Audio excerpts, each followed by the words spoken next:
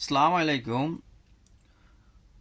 বর্তমানে বাংলাদেশ সংসদে অনেক কিছু পাশ হইতেছে, অনেক কিছু যাইতেছে, কিন্তু আমাদের রাখালিয়া বাজারটা রায়পুর এবং লক্ষ্মীপুরের মাঝামাঝি পড়ছে।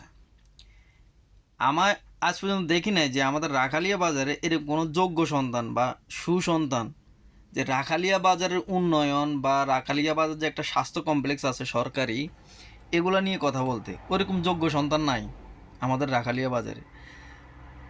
আমরা যত রাখালিয়া বাজারের সন্তান, রাখালিয়া বাজারে বর্তমানে লক্ষ্মীপুর রায়পুর একবারে মাঝামাঝি পড়ছে রাখালিয়া বাজারটা। এখানে একটা সরকারি স্বাস্থ্যকেন্দ্র আছে, বর্তমান যারা দায়িত্ব আছে যাই দেখবেন ওইখানে বর্তমানে মানে মশা মাছি মরে, যা দুই একজন গাইনি আপনার ওই যে সিস্টার রাখা হয়, ওনাদেরকেও নিতে হইলে টাকা দিয়ে নিতে হয়, টাকা ছাড়া ওনারা যায় না বা ওনারা ওইখানে থাকেও না। ওই রাখালিয়া বাজার যে সরকারি যে স্বাস্থ্যকেন্দ্রটা আছে ওইখানে ওদেরকে পাওয়া যায় না। আমরা যখন ছোট ছিলাম, ক্লাস 2-3 পড়তাম, তখন আমরা ঠান্ডা জ্বর হলে ওই স্বাস্থ্যকেন্দ্র থেকে যে আমরা ডাক্তারে বললে ওষুধ দিত আমাদেরকে, কিন্তু ওইটাও শেষ। আমার জানা মতো রাখালিয়া বাজারের যারা পয়সাওয়ালা আছে এদের কোনো সমস্যা হইলে এরা তো রায়পুর লক্ষ্মীপুর সদরে বা প্রাইভেট মেডিকেলে যাইতে পারে। যারা গরিব আছে, নিম্ন শ্রেণীর আছে, তাদের যে ঠান্ডা কাশ বা সাধারণ কোনো অসুখ হলে যে সরকারি যে স্বাস্থ্যকেন্দ্র যাইব রাখালিয়া বাজার, ওইটার করুণ অবস্থা। এক হিসাবে বন্ধ হয়ে গেছে, না আছে ওষুধ, না আছে ডাক্তার, না ওইটা এখন চলে কিনা জানি না। ওইটার সামনে আছে সমেল, সমেলের পিছনে পড়ে গেছে। সমেল ওই যে গাছ ভাঙা যে সমেল। তা আমাদের রাখালিয়া বাজারে দেখি অনেক ইউটিউবার, আবার অনেক কন্টেন্ট ক্রিয়েটার ভিডিও বানায়, ফেসবুকে ভিডিও ছাড়ে। এসব জিনিস কি আপনাদের চোখে পড়ে না? এই যে আমাদের রাখালিয়া বাজারে যে বর্তমানে যে স্বাস্থ্যকেন্দ্রটা আছে, এটার করুণ অবস্থা কেন? এখানে ডাক্তার নাই কেন? বা এখানে যারা গরিব মানুষ তারা চিকিৎসা সেবা কেন পাইতেছে না? আপনার রাখালিয়ার থেকে যদি আপনার লক্ষ্মীপুর সদরে যাইতে হয়, আপনার আইতে যাইতে 200-250 টাকা গাড়ি ভাড়া লাগে, সিএনজি ভাড়া লাগে। রায়পুর যাইতে হইলেও সেম। একটা মানুষ, একটা গরিব মানুষ যদি সরকারি ডাক্তার দেখাইতে 200-250 টাকা যদি সিএনজি ভাড়াই দিতে হয়, তাহলে কিভাবে যাবে, কিভাবে কি করবে?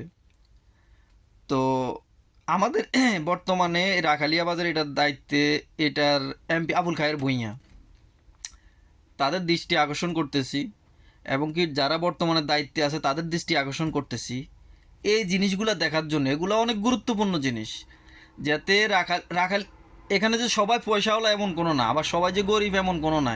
এখানে পয়সাওয়ালা আছে, মধ্যস্থানী আছে, গরিব আছে। তো যারা গরিব মানুষ তারা কোথায় যাবে? তারা হয়তো জ্বর ঠান্ডা কাশ হইলে সরকারি মেডিকেলে যায়, কিছু নাফা প্যারাসিটামল কিছু ওষুধ পায়, সামরিক সময়ের জন্য খায়, ভালো হয়।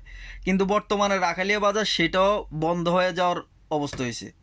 ওইখানে গেলে তো ডাক্তার পাওয়াই যায় না, এক, আর ওষুধ তো থাকেই না। আর ওইটারে এমন এক চিপার ভিতরে পড়ছে যে বর্তমানে যে রাখালিয়া বাজার যে স্বাস্থ্যকেন্দ্রটা আছে ওইটা যাওয়ার যে রাস্তারও করুণ অবস্থা। যে একটা রুগী যে যাইবো ওই রাস্তা দিয়ে বর্ষাকালে যাইতে গেলে মনে করেন রুগী ফইরা আরও পা ভাঙ্গা যাইব, পা ভাঙ্গা তারপরে স্বাস্থ্যকেন্দ্র যাইতে হইব। তার মানে স্বভাবের থেকে আজাব বেশি। তো আমাদের যে রাখালিয়া বাজারের যারা বর্তমানে প্রতিনিধি করতেছে বা এগুলা দেখতেছে, তাদের প্রতি বিনীতভাবে অনুরোধ রইল, যেমন এই যে স্বাস্থ্যকেন্দ্র এরকম মানে সেবামূলক যত প্রতিষ্ঠান আছে সরকারি, আপনারা এগুলো একটু দেখেন, এগুলোতে একটু চোখ দেন। এগুলার উন্নয়ন প্লাস এগুলার সেবা উন্নয়ন সব দিকে যাতে আমাদের রাখালিয়া বাজারের মানুষ সেবা সেবাটা পায়, সবার কাছে অনুরোধ রইল। বর্তমানে ভাই সবার হাতে অ্যান্ড্রয়েড ফোন আছে, করেন না একটা ভিডিও করেন না যে বর্তমানে যে রাখালিয়া বাজারে স্বাস্থ্যকেন্দ্রটার এই অবস্থা, একটা ভিডিও করেন, ভিডিও করে ফেসবুকে পোস্ট করেন, আমরাও শেয়ার করবো। প্রশাসনের চোখে আসক, বর্তমান সরকারের চোখে আসক, এমপি মন্ত্রীদের চোখে আসক যে রাখালিয়া বাজারের স্বাস্থ্যকেন্দ্রটার এই অবস্থা। অনেকে তো ইউটিউবার দেখি, অনেকে তো কন্টেন্ট ক্রিয়েটার দেখি, রাখালিয়া বাজারে দেখি নতুন নতুন ভিডিও বানাইতেছেন, এগুলো আপনাদের চোখে পড়ে না?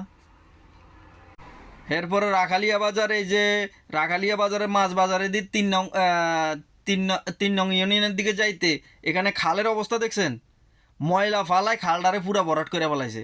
এখানে এখন হালকা বৃষ্টি হইলে সেই সাইডেও পানি উঠে যায়, এই সাইডেও পানি উঠে যায়। এগুলোর ভিডিও বানাইতে পারেন না আপনারা? এগুলো চোখে দেখেন না?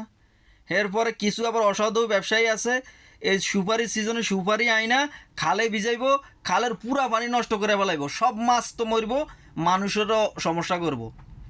খালের পানি ব্যবহার, যারা খাল পারে বসবাস করে খালের পানি ব্যবহার করতে পারে না। ব্যবসা করবেন আপনারা, মাল কামেন আপনারা, আর কষ্ট করবে সাধারণ মানুষ। কেন আপনারা সুপারি ভিজাইতে ফুসকুনি নেন, ফুসকুনিতে পালান, খালে ভিজান? খালের কারোর বাপের? এটা সরকারি খাল, সবার অধিকার আছে ব্যবহার করার। এগুলার ভিডিও বানাইতে পারেন না আপনারা? এই যে খালে যে সুপারি ভিজায়, খালের পানি নষ্ট করে ফেলায়। বর্তমানে আমাদের রাখালিয়া বাজার যে সরকারি স্বাস্থ্য কমপ্লেক্স যেটা, এটার অবস্থা ভালো না। রাখালিয়া বাজারের থেকে মাছ বাজারে 3 নং ইউনিয়নের দিকে যাইতে হোলের নিচে, ব্রিজের নিচে ময়লা ফালায় পুরা খাল ভরাট করে ফেলাইছে। এগুলোর ভিডিও বানাইতে পারেন না? দেখি তো নতুন নতুন অনেক ইউটিউবার, কন্টেন্ট ক্রিয়েটর বাড়িয়েছেন, এগুলো চোখে দেন না আপনারা? আর এই যে কিছু হারামিরা যে খালে সুপারি ভিজায়, যে খালের পানি নষ্ট, খালে একটা রেণু মাছ পর্যন্ত বাঁচতে পারে না, সব ধ্বংস করে ফেলায়। এগুলো সম্পদ না?